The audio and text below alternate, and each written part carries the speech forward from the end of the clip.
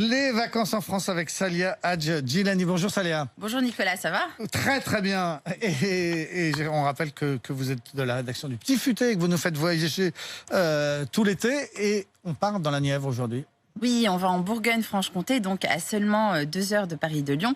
Donc il faut savoir que c'est un des départements les moins peuplés de France, avec uniquement 200 000 habitants, ce qui est plutôt pas mal en ces temps de distanciation sociale finalement.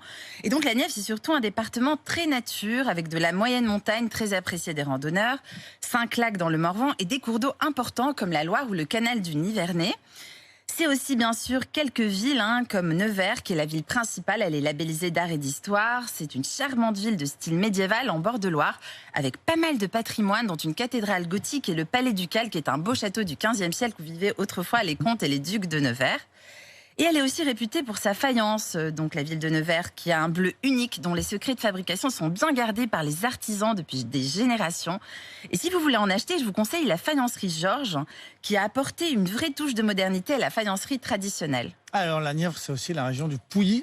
Et oui, on peut visiter plein de vignobles donc dans différents domaines. Donc pour bien comprendre le Pouilly, je vous recommande de visiter la Tour du Pouilly Fumé. C'est un centre d'interprétation au parcours innovant et sensoriel autour du Pouilly.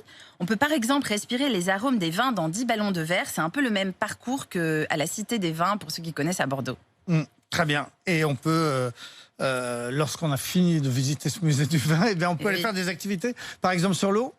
Oui, c'est pas ce qui manque. Donc, on peut aller sur la Loire. Et plutôt que de faire du kayak, je vous recommande une sortie en gabar. Alors, c'est un bateau traditionnel en bois à fond plat. Et c'est beaucoup plus dépaysant. Et si ça vous tente, sachez que la plupart des prestataires vous proposent aussi de faire un petit apéro pendant la balade en gabar. Et toujours sur l'eau, je vous recommande d'aller au canal du Nivernais, où vous pouvez louer des bateaux habitables sans permis pour vous faire un week-end ou même une semaine sur l'eau. C'est une bonne idée d'escapade pour se ressourcer et décompresser. Et puis pour vous baigner, vous pouvez aller à l'étang de Baille, qui a une plage artificielle aménagée, mais aussi une base de loisirs. On peut faire du paddle ou de la voile. Et puis alors Salia, vous nous donnez tous les matins des conseils pour bien manger aussi. Oui, alors là, c'est plutôt une petite gourmandise. Donc une des spécialités de Nevers, c'est le négus. Alors c'est un bonbon au caramel avec un cœur fondant parfumé au chocolat. Et la bonne adresse pour en acheter, c'est la boutique au Négus, rue François Mitterrand à Nevers.